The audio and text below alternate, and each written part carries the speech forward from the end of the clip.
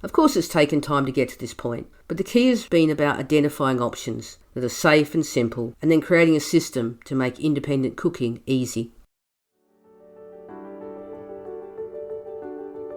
G'day, I'm Debra Caldow, and welcome to the Red Giraffe Solutions Expanding Worlds podcast, where we aim to support you as you help your young person with additional needs plan for their future. A future where they are safe, secure, and live a rewarding and fulfilling life. From around the world, I share stories and share solutions from people making this possible right now. I'm a parent of a young person with additional needs, so I understand the challenges. Many of the people I've interviewed on this podcast have already helped me design a better future for my daughter, and I hope that they might help you as well to imagine what's possible for your young person.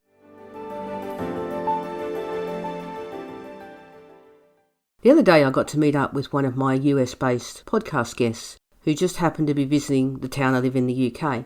We chatted about many things, of course, because like me, she's a parent of a young person with additional needs.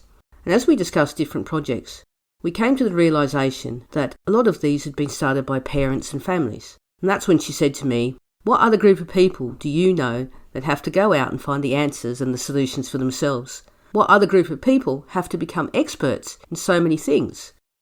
And it's so true. We're always on the lookout for ways to better support our young people. And in a way, that's why I still do the podcast. Because everyone I speak to on here teaches me something I didn't know. Maybe I'll never need the knowledge, but it's kind of nice to have it anyway. So why am I talking about this? Well, it's because I want to share a project that we've been working on for a while to create a solution for our daughter related to her long-term independence around being able to cook for herself. We've always known that cooking is a skill that she needs, especially if she wants to be able to live away from us. Choosing what you eat and when you eat is a big part of being in charge of your day. And it can't simply involve ordering a takeaway each time or buying ready-made meals. There's not only the health factor there, but the sheer cost of it as well. When we first started cooking with my daughter, it was as most of us do, doing the difficult bits but getting her involved in things like mixing. As she got older, we moved to what I now refer to as glory cooking. Her lasagna, albeit very tasty, required full-time supervision when she cooked it, so it was a joint effort. Probably only, if I'm honest, 20% of her effort, although she definitely took 100% of the credit. And her brownie recipe was famous among our friends, but again very closely supervised when she made it.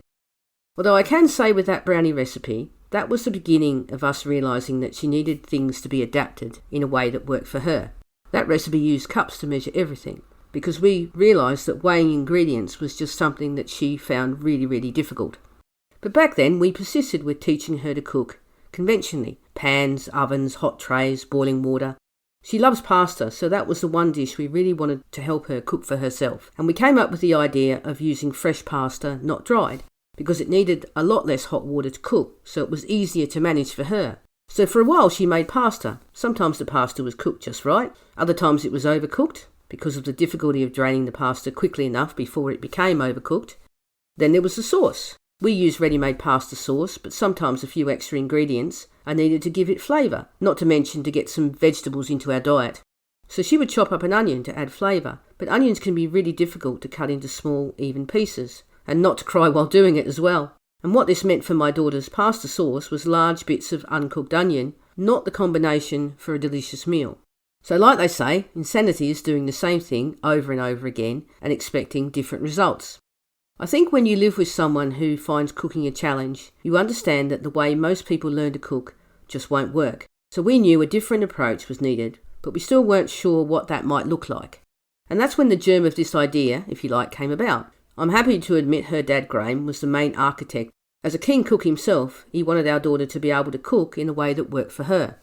And there was an analogy he thought about as he tried to figure out the best approach. When a river is flowing towards the sea, water will always take the quickest route. And if there's a huge rock blocking the way, it finds the quickest, easiest path to get around it.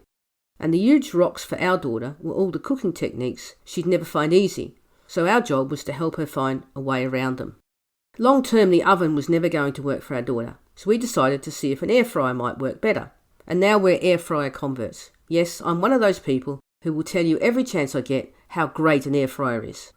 For our daughter, it meant very quickly she could make her own bacon rolls and other things like fish and chips. And she really embraced the independence of making those things all by herself.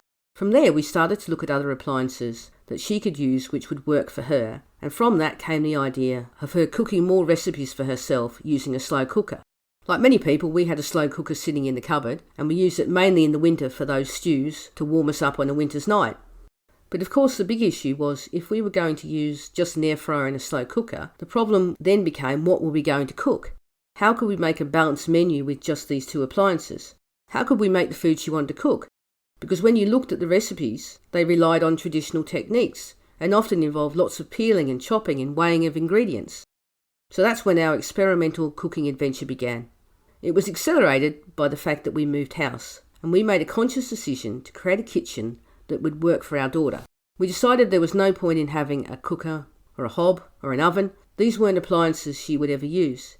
If she was to ever really cook independently, without any support, without any supervision, they simply wouldn't work for her. Of course, our kitchen installer thought we were mad, and even today when we tell people we don't have a stove or an oven, they think it's strange. But going the whole hog like this, and getting rid of these appliances, forced us to think of every recipe as either being made in the air fryer or the slow cooker, or a combination of both. It's worth mentioning that we do have a microwave, but that is very much for things like microwavable rice, or to reheat food that she's batch cooked. It's way too easy to undercook and overcook things in the microwave, and we didn't want her relying on this too much. The real journey for my daughter towards independent cooking started in earnest when we got that new kitchen. And it was an experiment for sure in the beginning, because we didn't know if we could make it work, and there was plenty of testing of recipes. I can't tell you how many times I've eaten curry in 1 week, or chili, or overcooked and undercooked pasta. And as the experiment went on, a few other things also became clear. Our daughter has okay knife skills, enough to cut and slice a roll or a sandwich, but she finds cutting, peeling and chopping vegetables hard work. And in reality, she could make more recipes and get a more varied diet if we used pre-chopped frozen vegetables. They are just as nutritious as fresh, as long as there's no added extras. They also mean less wastage and less worrying about if things have gone bad. Also, we wanted cooking to be easy for her, because when things are easy, we don't mind doing them. That's why we adapted all the recipes she cooks to have only 5 ingredients. The idea of having only 5 ingredients is as much for motivational reasons as anything else. The more ingredients there are, the more effort required, and the goal was to get her into the habit of cooking and to make it as easy for her as possible. In a similar way, that's why the measures for all ingredients are in cups or spoons. I mentioned early on that we had looked at using cups to measure ingredients because weighing ingredients wasn't an option, so all the recipes that Graham has developed use cups and spoons to measure ingredients. In fact, she only needs a cup measure, a half cup measure, a quarter cup measure, a tablespoon and a teaspoon, and she's got all the measuring equipment that she needs. So over the last year and a half, my daughter has been making these recipes developed with Graham until she's got to the point where she has a repertoire of food that she makes without any support from us. She also often cooks her curry or a chili that we all eat, and I'm personally a very big fan of her mac and cheese. But of course she can't remember all the recipes off by heart, so we've also created for her recipe cards.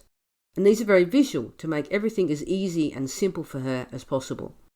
The recipe cards don't just list the ingredients. They list all the equipment needed, then all the ingredients needed, plus a step-by-step process to make the recipe. And importantly, a reminder at the beginning of the recipe about washing our hands, and another reminder at the end about clearing up and doing the dishes. Habit is the foundation of independence for her, and we wanted to help her create habits around cooking that will stick with her forever. The food she cooks for herself varies from a tuna melt to a chicken curry to that mac and cheese I like. Of course it's taken time to get to this point, but the key has been about identifying options that are safe and simple, and then creating a system to make independent cooking easy.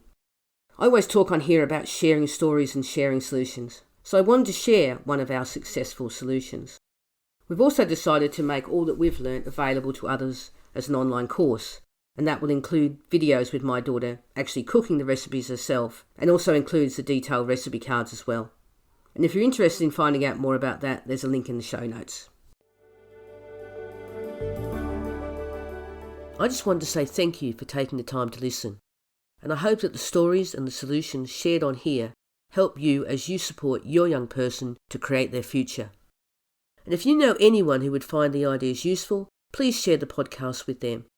Of course, if you want to, you can leave a review, because that is another way families who need this information can find it more easily. This show is created as part of Red Giraffe Solutions, To find out what the Red Giraffe is all about, visit redgiraffesolutions.com, where you'll find more resources around daily living, relationships, purpose and financial security. I'm at Debra Caldow on Instagram and Facebook. You can also connect with me on LinkedIn.